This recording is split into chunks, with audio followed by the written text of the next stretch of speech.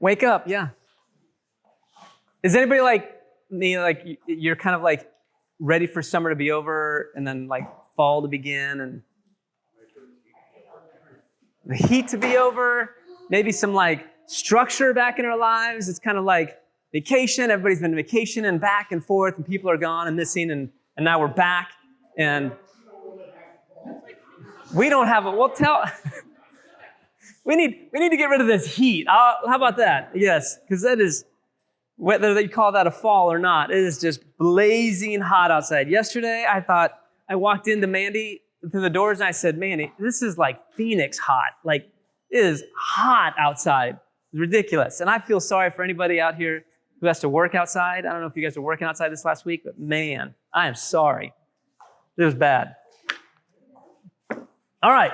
So we have a few passages we're going to go through today in a few different books. So hopefully you got your Bibles and we're ready to go because we're gonna talk about a few things. I want to start and open up with Ephesians chapter 6. Who wants to read Ephesians chapter 6, verses 11 and 12, please?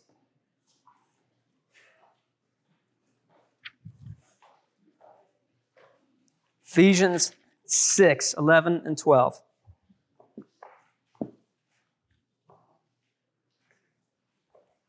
Oh, you got your, I was like, you got your hands full, but it's you got it. You want it, Alex? Go. Put on the whole armor of God that you may be able to stand against the schemes of the devil. For we do not wrestle against flesh and blood, but against the rulers, against the authorities, against the powers of the present dark, against the spiritual forces of evil in the heavenly places. Put on the full armor of God because we wrestle with what? The devil. We wrestle with things that I think sometimes we lose perspective of. For a long time, years ago, and we did it for a long time, we used to talk about this idea in the gathering that everything is spiritual. Does anybody remember these conversations? Everything is spiritual. We would talk about over and over and over, and we would have these conversations, and we would recognize like there's things that are happening that just don't make sense. Like, why are these things happening? Like today, I got a text from Kristen like, hey, my printer's not working. I'm trying to print these sheets out and it's just not working. I'm like, that's odd. So like, do you want to send them to me? And right when I say that, my printer shuts down and just stops working and says, you need a new head, and paper's stuck. And like, it was like, this is crazy. Like, right in the same exact, how is this possible that these coincidences are happening? And that's kind of what a lot of us do, right? We these things happen. We have 3 cars get chased into our parking lot and crash into our parking lot in the last 6 months. I mean, like, we justify this like, oh, these are just things that are happening. These are just bad people. Like, have we moved from the idea that Paul used to see everything as a vertical relationship? Everything that happened had this vertical relationship with God in the heavens and the spiritual realms, was involved in everything and had a part of everything that went on in your life. As opposed to where we are today, where we look more horizontally at things. And we look at like cause and effect or empirical data or the science says this. Or if I don't see it, then I don't believe it. I got to be able to see it and touch it for it to be actually real. From the Platonic perspective, this Greek perspective, there's this dualism between matter and spirit. And they're not connected. They are completely separate in this Western view. But that's not what Paul believes. Paul has a different idea of life. So let's think about this. Ephesians chapter 6. He's writing about the full armor of God. He's writing about the spiritual realms. Who's Paul writing to? People of Ephesus. Great. So let's look at Ephesus. What was going on in Ephesus when Paul was there? Paul spent 3 years in this town. 3. That was the most he'd ever spent in any town that he would travel to. He spent 3 years in this town. What do we know about Ephesus? It was this pagan city that was steeped in the worship of pagan gods. And there was one god in particular that they loved. And who was it? Close. Fertility god. Artemis. All right? Which is odd because we just sent something into space called Artemis. Interestingly enough. Artemis, they loved Artemis. Acts chapter 19, this is your homework, go read Acts chapter 19. because it is a phenomenal story. There is a tremendous amount of spiritual things that are taking place. So much so that Paul goes in, he's talking to people, and people's lives are literally transformed in front of them. They are turning away from this pagan God, and they're coming to believe in this Yeshua, this Christos, this God, or this Messiah who's bringing them to God, who's changing their lives. For whatever reason, Paul is going around and he's actually healing people who are sick. So much so many people are being healed that people are like, can I just have your handkerchief? Because I believe that you touched this handkerchief, and if I touch this handkerchief, I will be healed. There's a tremendous amount of things that are taking place, so much so that there's even these exorcisms that are taking place. People that are possessed by these whatever, they are possessed people, and they're coming in contact with Paul, and people are being healed of possession. And there's these other Jewish people that come in that they're professional, kind of like the Catholic priests have exorcism. The Jews had exorcist people too. And the story of the sons of Sceva, if you remember the sons of Sceva, like these priests called Sceva and his 7 sons, they go to this man's house because he's possessed. And they go in and they start trying to pray over him and all these signs, and then they say something weird. They say, in the name of this Christ, this Yeshua that Paul teaches about. They don't know him, but they know that Paul's words are doing stuff. And what happens? The demon looks at them and he says, this Yeshua I know. This Paul I know. You I do not. The Bible says he leapt on top of them. 7 of them. And he beat the snot out of them, ripped them the clothes completely off them. They ran into the street naked with this guy chasing after them. There's a lot of spiritual activity that is taking place in this short chapter of Acts. And it goes even further. Because of all this spiritual activity, a riot ensues. Almost gets Paul and the people that he's with killed. And so when reading chapters like this, it's almost like, is this even real? Like, is this like Percy Jackson? It's like Harry Potter. It's like magic, It's like, that can't be real, could it? Could it be really like the things that they're writing about, that Luke is writing about? Could that really have happened? Or is just imaginative theater? The Bible portrays these pagan communities as though something was controlling them. Something was influencing them to do things that just didn't make logical sense. And they were doing things that you would wonder, like, where did they come up with this idea? Which then took me back to something that Aaron said last week. He said, we talked about Judges for how many weeks? Aaron, how many weeks did we talk about Judges? 2 months, something like that. Everybody turn to Judges chapter 3. Go back in history a little bit here.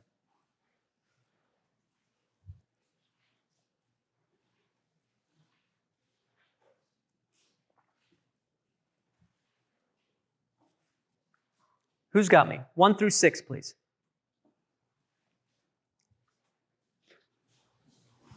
These are the nations the Lord left to test all those Israelites who did not experience any of the wars in Canaan. He did this only to teach warfare to the descendants of the Israelites who did not have previous battle experience. The five rulers of the Philistines, all the Canaanites, the Sidonians, and the Hivites living in the Lebanon mountains from Mount Baal Hermon to Lebo Hamath. They were left to test the Israelites to see whether they would obey the Lord's commands, which he had given their ancestors through Moses. The Israelites lived among the Canaanites, Hittites, Amorites, Perizzites, Hivites, and Jebusites. They took their daughters in marriage and gave their own daughters to their sons and served their gods.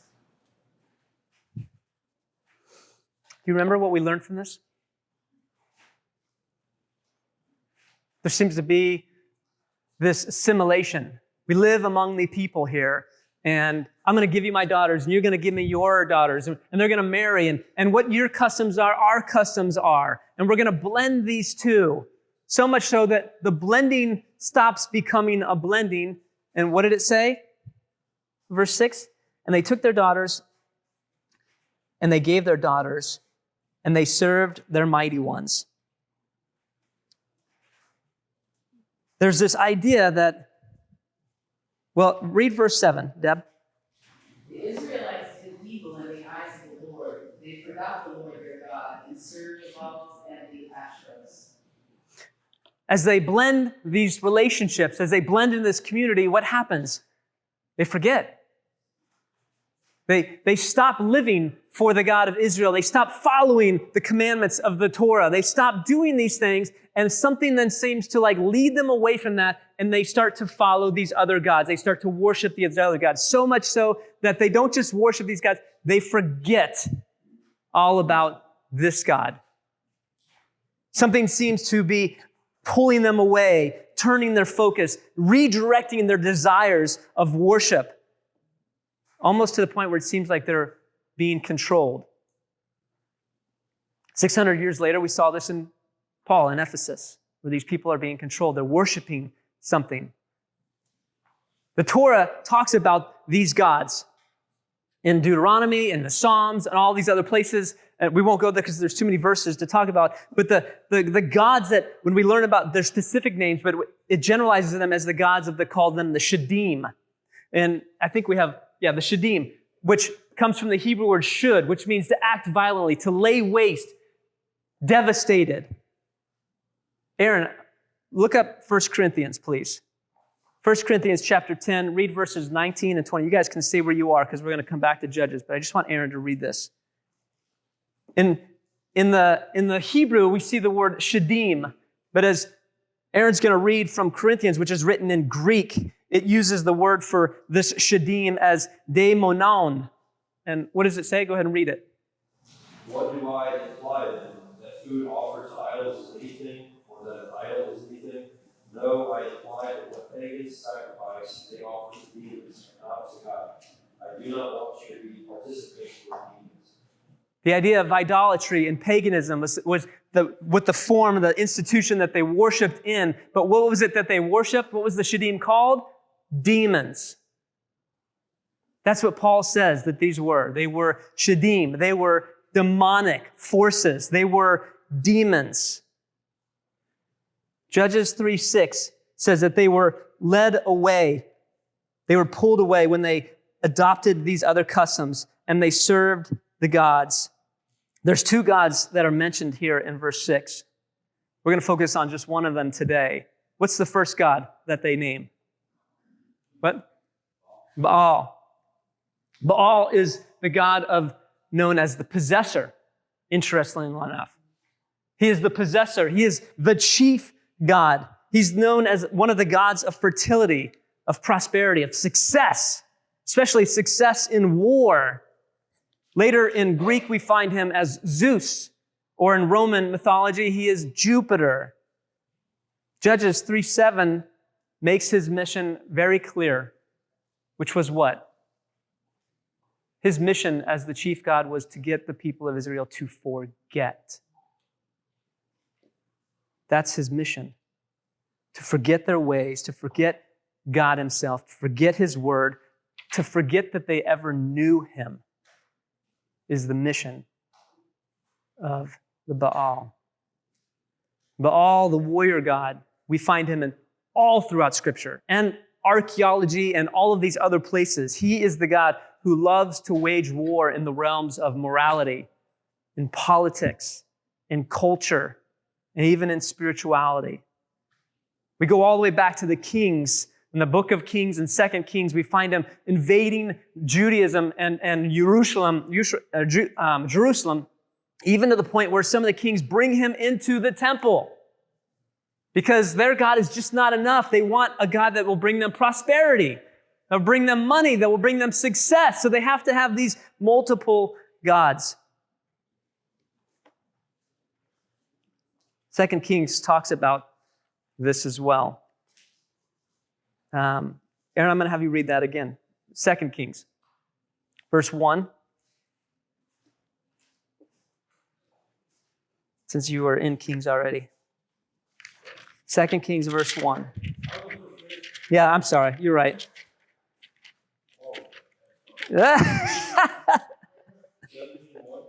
17:1. Yes, please. In the 12th year of Ahaz, king of Judah, Hoshea, the son of Elah, began to reign in Samaria over Israel, and he reigned 9 years. So Hoshea reigns in Israel for 9 years.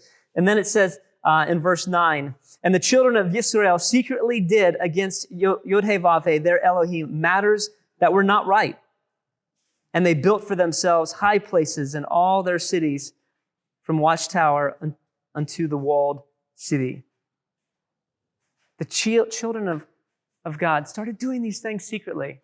We won't let everybody know. We won't make a big deal. We're just going to start doing these things. Nobody's going to notice these things. We'll just start putting these things up. We're going to start worshiping these things. We're going to start believing in these things more than this. And we just won't tell anybody right now. We won't make a big fuss of it. We're just going to do a little bit at a time. It goes on in 14. It says, but they did not listen. This is after the prophets. God sends the prophets and warns people, don't do this, don't do this. Over and over, God sends his prophets and warns them what will happen if they continue in this journey. But it says in 14, but they did not listen. They hardened their necks like the necks of their fathers, who did not put their trust in Yod-Heh-Vav-Heh, their God, and rejected his laws and his covenant that he made with the fathers and his witness, which he had witnessed against them. And they went after worthlessness and became worthless. And after the nations who were all around them and whom Yod-Heh-Vav-Heh had commanded them not to be like. And then in verse 16 it says this, and they left all the commands and they made for themselves molded images, 2 calves, and made an Asherah and bowed themselves to all the host of the heavens and served Baal. They didn't just start going in a different direction. They actually started building stuff to worship, to not follow God, to not pay attention to his law, to ignore this and to move away, to forget this because we are going to follow this. In December of 1987, you guys are like, that's way before my time. December of 1987, I turned 16. There was a movie that came out that was actually a big deal in that time, but not for the reasons like you would think Mission Impossible or any of these things, because this was under the surface, laying the groundwork of how to think differently about life. And it was hailed as this great movie, and it influenced thousands of people, young people like myself. And I have a short clip. Play this clip.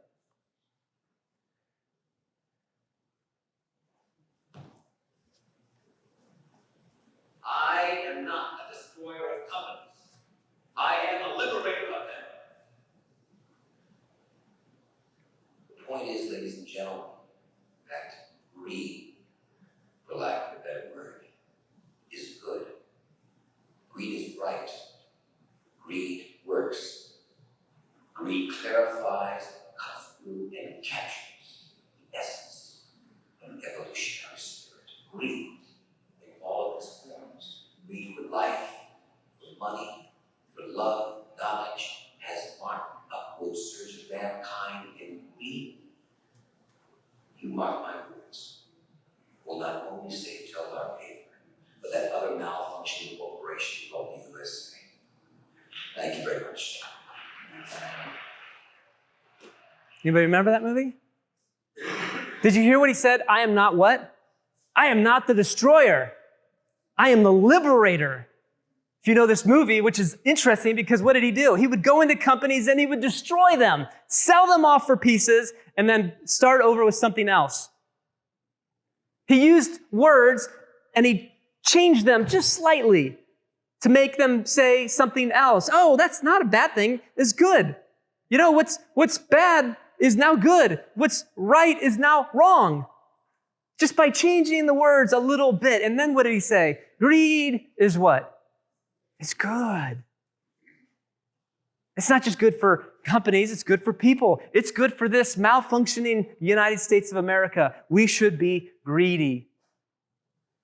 How many people did that influence.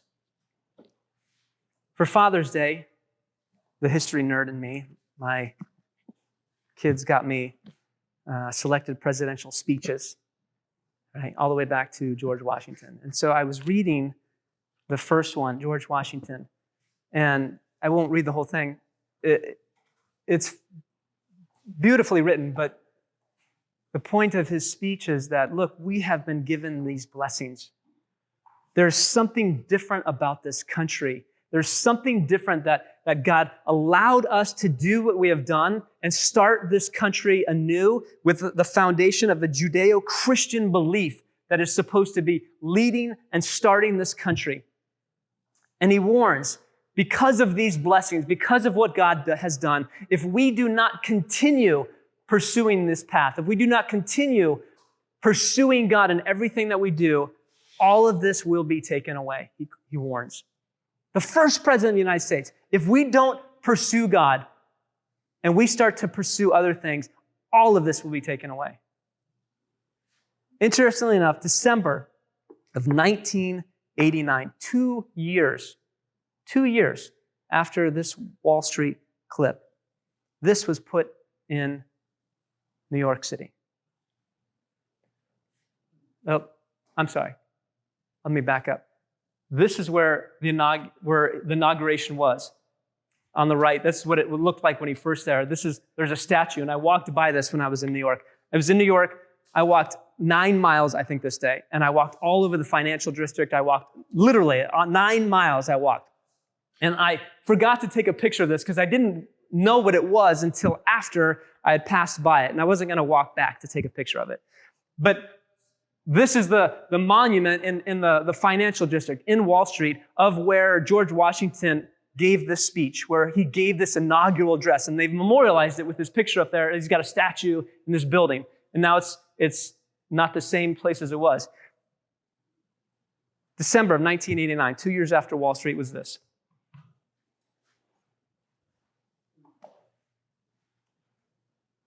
The charging bull. Right? This golden calf, this bull was put up 2 years after this idea that greed is good. What did we just read from Kings?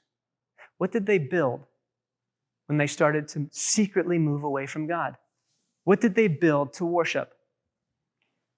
They built a bull, a calf, usually out of gold or bronze. It's interesting. I put this picture on where Federal Hall, that's where the Washington Monument is, where he gave the speech. It's 2 blocks. 2 blocks from where George Washington said, if we turn away from God, if we move away from what God's commands have said and the blessings that he has given us, if we move away from this, we will fall apart as a country. Not 2 blocks away from where he gave that speech, this was built and put up.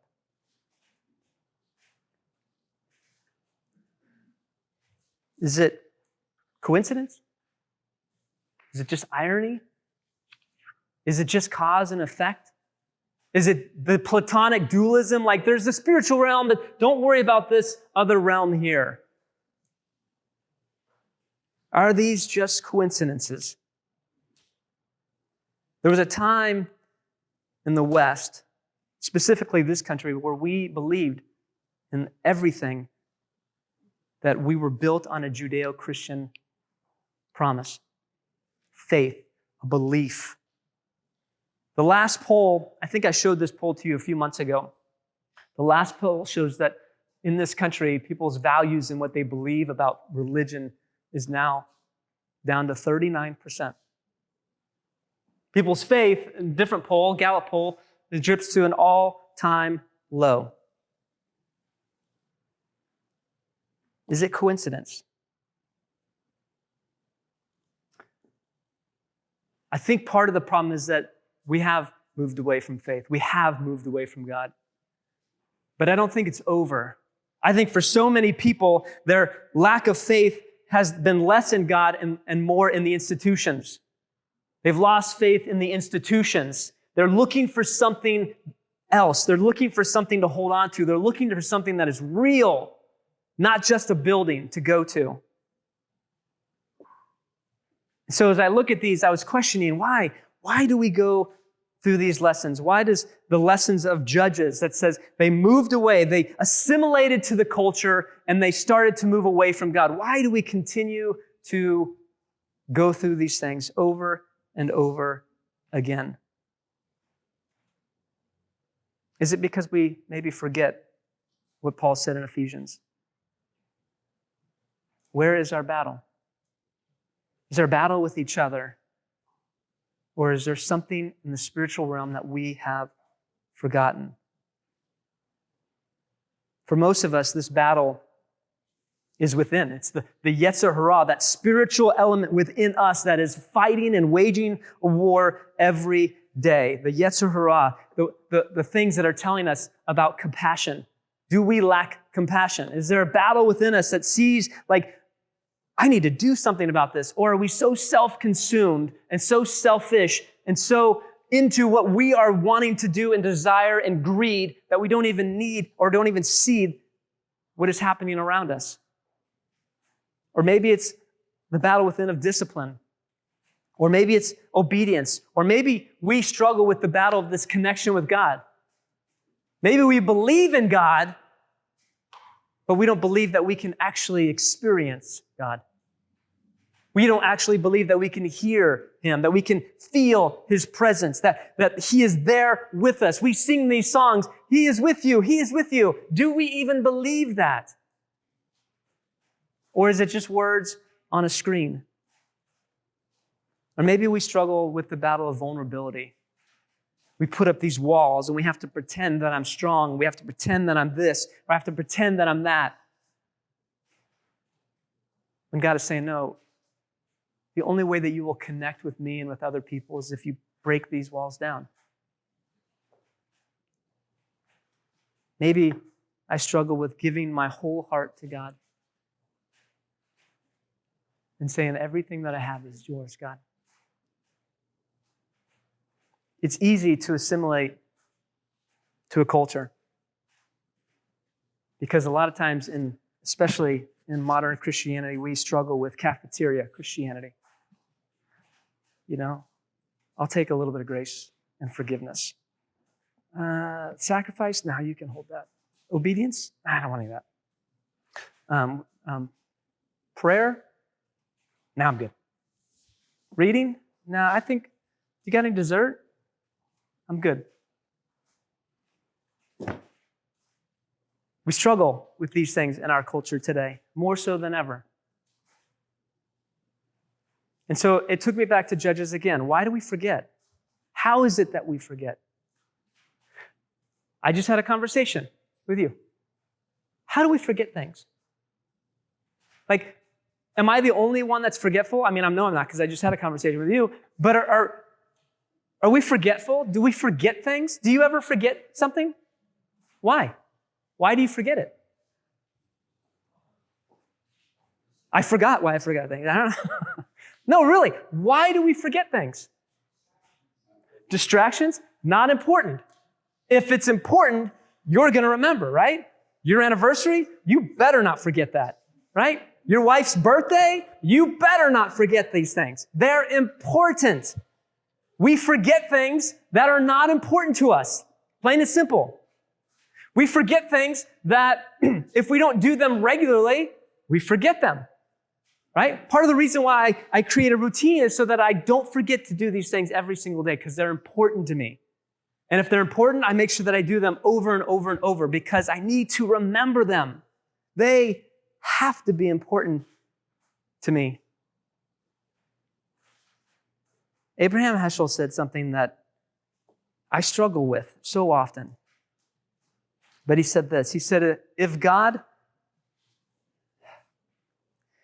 is of not supreme importance, He is of no importance.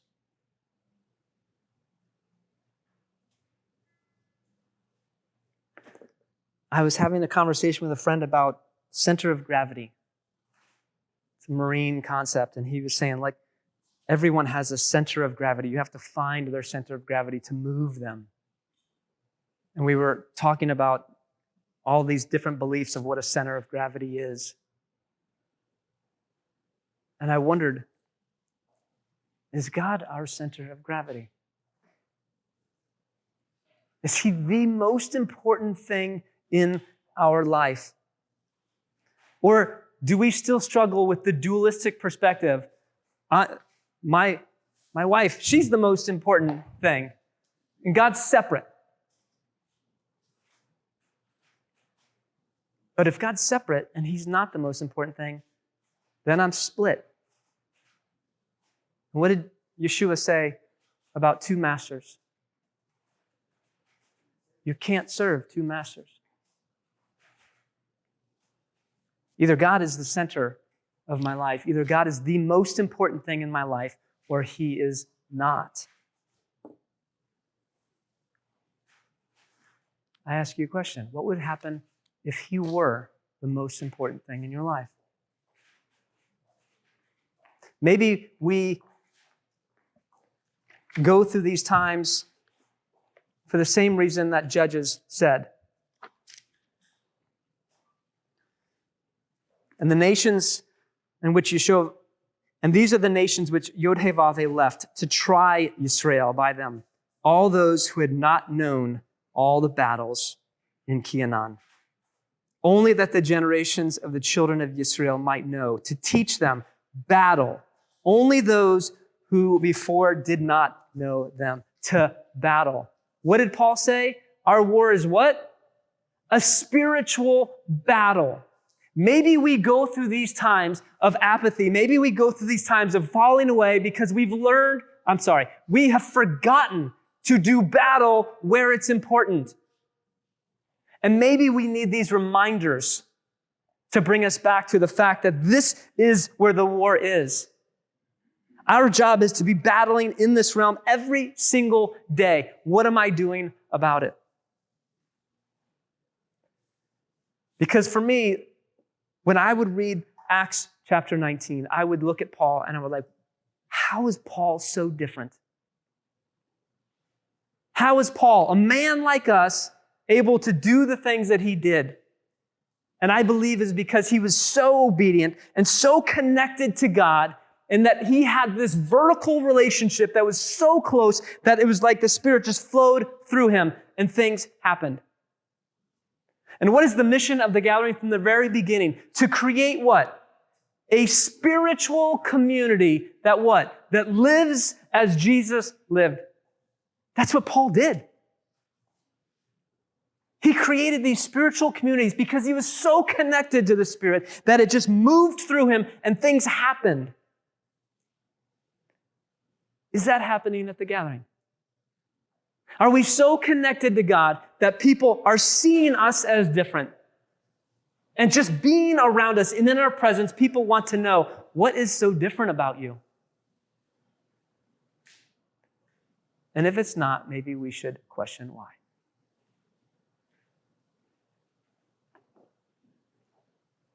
This is my heartbeat. To create a spiritual community that makes people notice. Where we serve and we love and we can impact the lives of so many broken people in this place. But we can't do it because of our own actions. It's God that works through us. Let me pray.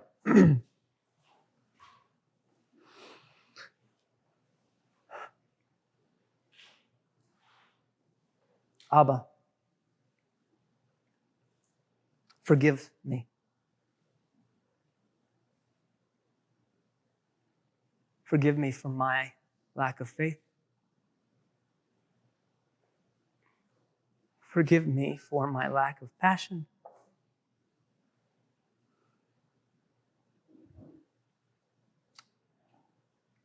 Forgive me for maybe becoming complacent and apathetic. Lord, I pray for your Spirit to invade this room, to break down the walls that separate us from you, to move us in a way that we can feel and hear and experience you. May we come together as one body who have made you supreme importance in our life. And may you be seen and glorified in this place. That all honor and glory is given to you. We praise your holy name. Amen.